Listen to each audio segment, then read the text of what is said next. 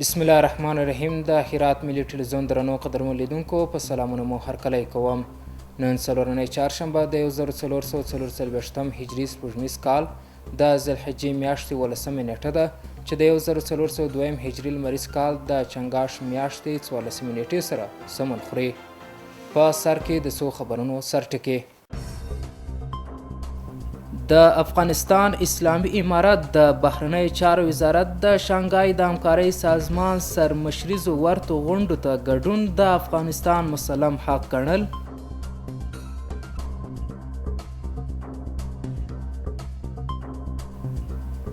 د هرات ښار اوسیدونکو د خوراکي توکو د بیو په راټیټېدو کې د اسلامي امارت د مسؤلانو د هڅو څخه هرکلی.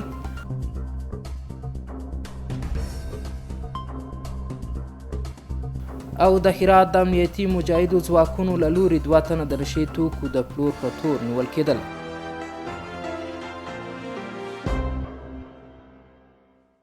اوس هم ستاسو پام راړوم بشپړ خبرونو ته. زه محمد ولی عمري یم. د افغانستان اسلامي امارت د بهرنیو چارو وزارت د شانګهای د همکارۍ سازمان د وروستۍ سرمشریزې ناستې ته ورته غونډو کې ګډون د افغانستان مسلم حق بللی دی. بهرنیو چارو وزارت ویلي چې د افغانستان اسلامي امارت د سیمې د امنیت د خوندیتوب او د همکاریو د پراخوالي په اړه د ښې همغږۍ رامنځته کولو په پار د ورته ناستو هرکلی کوي او په ورته ناستو کې د افغانستان یعنی چې د ناظر په توګه یې غړیتوب لري استازي ته د ګډون زمینه برابرول خپل مسلم حق او نشتون یې د هر اړخیزې همغږۍ په وړاندې خنډ بولي تر څو د ناامنیو د مخنیوي او نشهیي توکو د قاچاق مخنیوی، بشري مرستو رسولو او د بنسټیزو پروژو په عملي کولو کې او د سیمې په اقتصادي وصل کې اسانتیا، همکاري او 2 اړخیز ډاډ رامنځته سي. یاد وزارت د اعلامیې هغه برخه چې پکې د آزاد، باثباته، متحد، له جنګ او له نشهیي توکو څخه د پاک افغانستان ملاتړ، له افغانانو سره د بشري کومکونو د دوام او د کډوالو د راستنېدو په برخه کې د اسانتیا برابرولو یادونې پکې سوې، ستایلې او په دې تړاو یې هر راز همکارۍ ته چمتووالی ښودلی دی. بهرنیو چارو وزارت ټینګار کړی چې د شانګهای د همکارۍ سازمان راتلونکې سرمشریزه غونډه کې چې په قزاقستان کې جوړیږي افغان حکومت ته د ګډون زمینه برابره سي. د هرات ښاریان د خوراکي توکو د بیو د راټیټولو په برخه کې د اسلامي امارت د مسؤلانو د هڅو هرکلی کوي. د دوی په وینا د تیرو کلونو په پرتله د ډیرو خوراکي او د سون توکو بیې راټیټې سوي دي. د هرات سیمیز مسؤلان هم له بازارونو څخه د اړوندو څانګو د کنټرول ټیمونو د پرله پسې تعقیب خبر ورکوي. نور حال په چمتو کړي راپور کې. په بازارونو کې د خوراکي او سون توکو د بیو لوړوالی تل د هیوادوالو له اندېښنو څخه دی. خو د اسلامي امارت د مسؤلانو په هلو ځلو سره اوس لیدل کیږي چې د ډیرو خلکو د اړتیا وړ خوراکي توکو بیې د پام وړ راټیټې سوي دي. د هرات ښاریان په داسې حال کې چې د اسلامي امارت د مسؤلانو د دې کړنو هرکلی کوي وایي چې دا مال د ځینو خوراکي او سون توکو بیې تر ډیره حده راټیټې سوي دي. ما اومدیم امروز به خانه خرید کنیم ولی قیمت ها خوبه بسیار الحمدلله نسبت به سال گذشته خیلی کاهش پیدا کرده. ما از امارت اسلامی سپاسگزاریم، تشکر میکنیم. سال گذشته بود گاز تا به 80 روپیه 100 روپیه برسیده. فعلا الحمدلله حال خوبه. یعنی گاز 50 روپیه 48 روپیه این فروشات نه. الحمدلله حال خوبه ولی نسبت به سال دیگه بهتر. د هرات دغه شمیر اوسیدونکي له مسؤلانو غواړي چې دغه بهیر ته دوام ورکړي.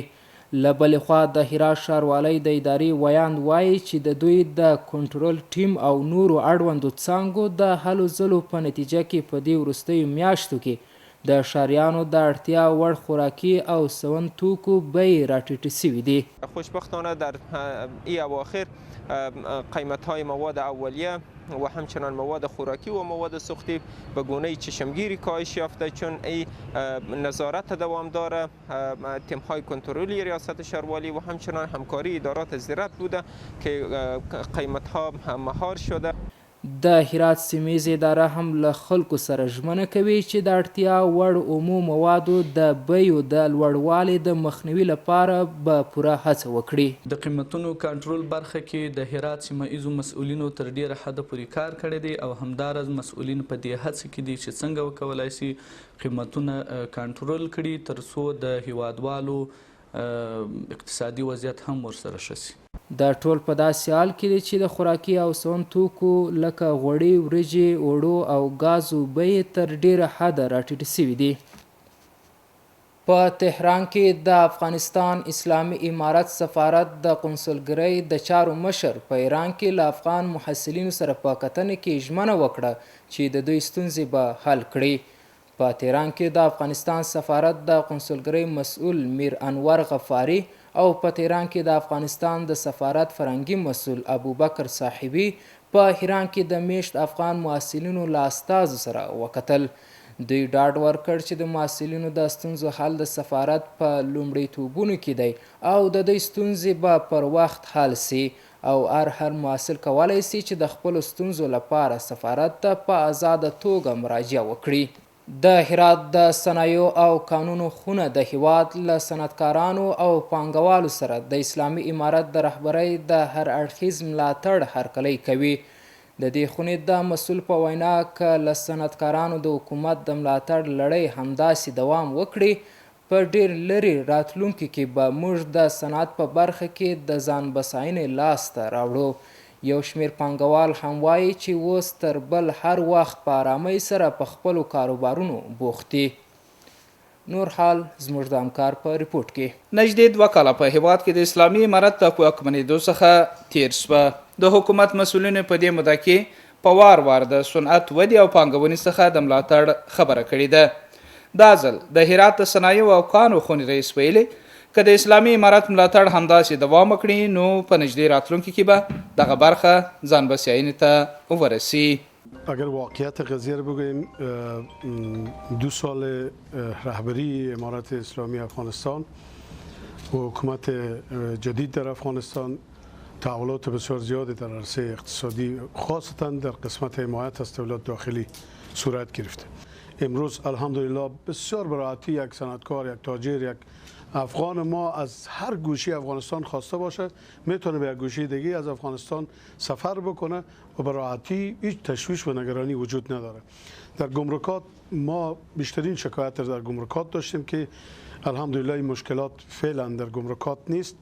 د هرات د کان او صنایعو خونې مسؤل دا راز زیاتوي اوس د هرات په صنعتي ښارګوټي کې د پانګونې چارې مخ پر ودې روانې دي. یو شمېر صنعتکاران په هرات کې د دوی د کار په وړاندې د یو شمېر اسانتیاوو خبر ورکوي او وایي اوس د هیڅ ډول ستونزې پرته په خپل تجارت بوخت دي. خب میبینیم که قبلا امنیت نبود، امروز امنیت کامل هست فضل خدا و دیگه کار هم وقتی امنیت باشه کارم پیدا میشه. خوشبختانه که از وقتی که امنیت شده شبکه صنعتی فعالتر شده و مردم بیشتر کار میکنن، بیشتر شب روز تلاش میکنن، خصوصا صنعتگران. د بل لوري د هرات والي ویان هم د کورنیو تولیداتو سوداګرو او پانګوالو څخه د سیمه ییزې ادارې د ملاتړ خبر ورکړی دی. اداره محلی هرات به گونه کامل از فعالیت‌های تجاران حمایت می‌کند و تلاش دارد تا زمینه بهتر برای صادرات تولیدات داخلی فراهم کند و در قسمت فعالسازی دهلیزهای هوایی هم مسئولان امارت اسلامی تلاش می‌کند که دهلیزهای هوایی فعال گردد و برای صادرات تولیدات داخلی سهولت‌های بیشتر فراهم شود. دا ټول په داسې حال کې دي چې د هرات په صنعتي ښارګوټي کې نږدې 400 کارخونې په بیلابیلو برخو کې په فعالیت بوخت دي. د چاپیریال ساتنې ریاست لخوا په صنعتي ښارګوټي کې د فابریکو چاپیریالي ارزونه د هرات ولایت د چاپیریال ساتنې ریاست د دوامدارۍ پراختیا او د ککړتیا کنټرول او د کثافاتو د تنظیم عمومي مدیریت د صنعتي ښارګوټي په درېیم فاز کې د امام بخاري رحمه الله تعالی ذوب المونیم صنعتي کارخونه، په صنعتي ښارګوټي کې د مهر پاک د یو وار استعمال توکو د تولید صنعتي کارخونه او یو شمېر نورو کارخونو د کیفیت ارزونې له نږدې څېړلې. د دې ریاست په خبرپاڼه کې راغلي چې د چاپیریال ساتنې د فعالیتونو په ترڅ کې د ارزونکو لخوا د دې کارخونو خاوند ته لازمې سپارښتنې او لارښوونې وسوې. خبرپاڼه زیاتوي چې د هرات ولایت د چاپیریال ساتنې ریاست د ارزونې بورډ غړي د دغو کارخونو خاوندانو ته د قوانینو، مقرراتو، لارښوونو او د چاپیریال د لازمو معیارونو یادونه وسوه. په پایله کې د دغو کارخونو مسؤلینو ژمنه وکړه چې د اړوندو اسنادو په رڼا کې به له قانوني لارو چارو څخه کار واخلي او د هرات ولایت د چاپیریال ساتنې ریاست ته به د چاپیریال جواز ترلاسه کړي. د هرات ولایت د اسلامي امارت د ځواکونو لخوا 2 تنه د نشه یي توکو د پلورلو په تور نیولي دي. د هرات ولایت د نشه یي توکو په وړاندې مبارزې مدیریت د کشفي عملیاتو په ترڅ کې 2 تنه د نشه یي توکو د پلور په تړاو د هرات مختلفو سایو څخه ونیول. له دغو کسانو څخه 1 کیلوګرام پوډر او ځینې نور نشه یي توکي ترلاسه شوي او اوس تر څارنې لاندې دي. دغه راز د دوی دوسیې بشپړې عدلي او قضایي ارګانونو ته استول سوي دي. اوس هم ستاسو پام راړوم د سبا ورځ د هوا اټکل. قدرمنو دوستانو د ما سلامونه ومنئ. هیله لرم چې روغ او خوشحال اوسئ. اوس هم پاملرنه وکئ د سبا ورځې د هوا حالاتو ته. پنجشنبه هرات ښار نیمه وریځ الواره درجه 40 تیتای 21، غوریان وریځ الواره درجه 18 تیتای 22، کراخ وریځ الواره درجه 11 تیتای 18 او پشتون زرغون المر الواره درجه 12 تیتای 19.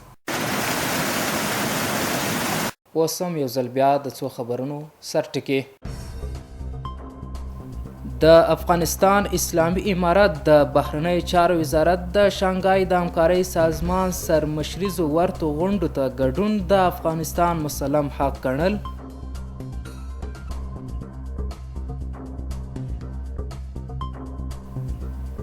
د هرات ښار اوسیدونکو د خوراکي توکو د بیو په راټیټېدو کې د اسلامي امارت د مسؤلانو د هڅو څخه هرکلی.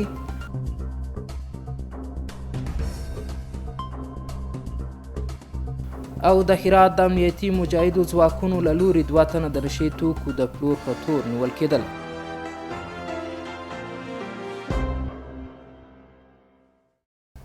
درنو قدرمن لیدونکو، دا و د نن شپې خبرونه چې ستاسو قدمونو حضور ته وړاندې سوه. تر بیا مو په لیدو ته سپارم.